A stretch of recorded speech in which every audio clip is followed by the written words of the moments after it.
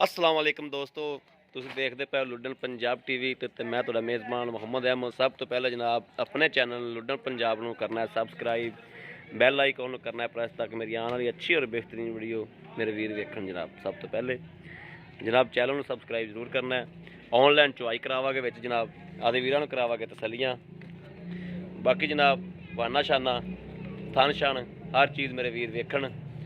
ਲੈ ਵਾਪਸ ਲੈ ਆਓ। ਟੋਰਾ ਫੇਰਾ ਜਾਨਵਰ ਦਾ ਜਨਾਬ, ਚੰਗਾ टोरा फेरा जनाब, चंगा खून पेते जानवर तो जनाब, और मुल बड़ा मकूल है, बड़ा ही मकूल मुल दे विच जनाब। लै आओ, लाओ बच्चा लाओ जी, लै चलो उत्थे। बाकी जनाब थान बड़ा सोहना मुठ मुठ का जनाब थान है और वाना चंगा जनाब। बाकी दुध शुद्ध हर चीज़ मेरे वीरां दे अगे आ जाएगा। वाना शाना मेरे वीर वेखते पे ने हर चीज़। नस्ल जात मेरे वीर वेखण कि नस्ल जात किहड़ी है जानवर दी। लाओ जी लाओ बच्चा लाओ जी। ऑनलाइन जनाब चुआई विच करावांगे। तू माड़ा साइड ते भी एक बारी ऑनलाइन जनाब चुआई विच करावांगे। चल लाओ लाओ टंगा लाओ।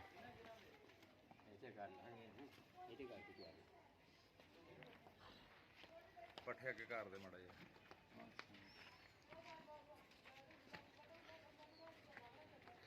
मैं तो डरदी दुरदी तो नहीं। डरन वाली हैगी नहीं।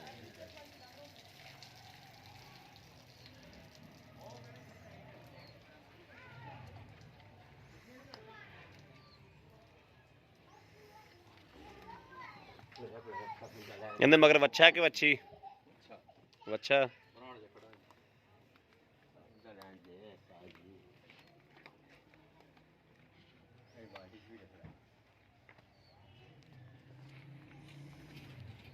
फड़ फड़ बाल्टी फड़ लै। पानी लिआंदा ही नहीं, पानी नहीं लगे। चलो इवें चो कड पानी करना, बाल्टी मुँह दी करके विखा दे भी। चलो इवें चो कड, एडे सोहने थण पए होए ने। उधरली साइड ते पै जा, पेशाब कर लैंदे। पेशाब कर लैंदे सो।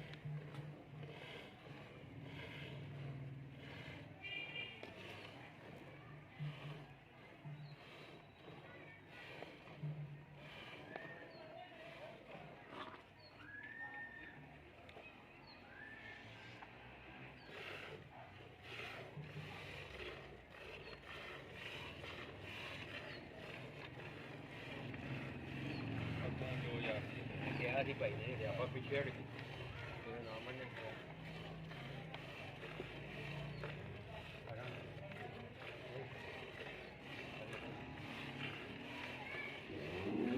चो लैंदे ओनू चो लैंदे लाले।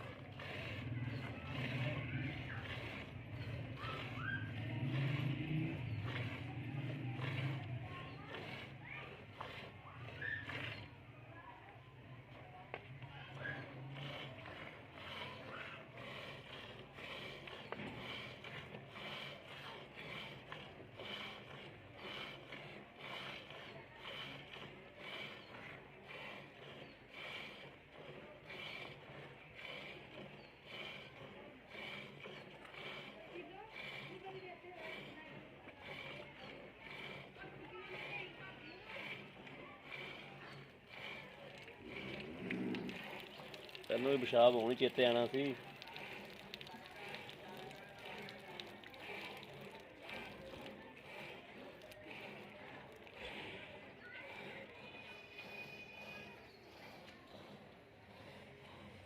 ਬੱਚਾ ਛੱਡ ਦੇ ਬਸ। ਬਾ ਬੱਚਾ ਛੱਡ ਦਿਓ ਵੀ, ਬੱਚੇ ਜੋਗਾ ਰਹਿਣ ਦਿਆ। ਛੱਡ ਦੇ ਆਬਾਜ਼ ਜੀ ਇਹ ਸਰਦਾਰ ਜੀ ਕੈਮਰਾ ਫੜੋ ਖਮੜਾ ਜਾ ਲਿਆਓ ਜੀ। ਕਿੱਥੇ ਦਰਵੀਸ਼ ਗਿਆ ਅੰਦਰ ਹਾਂ ਬਈ ਜੀ।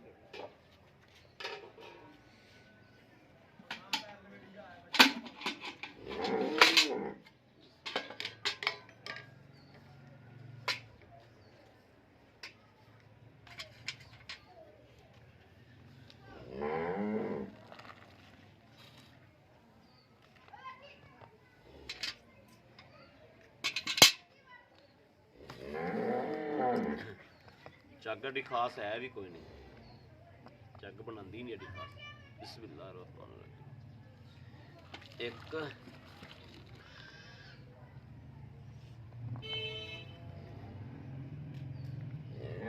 ਦੋ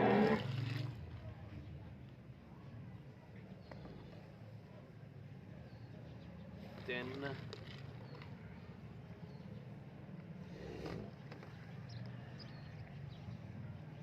ਚਾਰ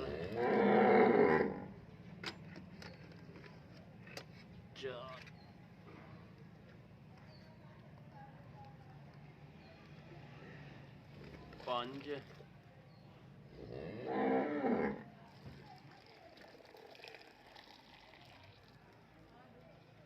ਪੂਰਾ 6 ਹੋਇਆ ਜੀ।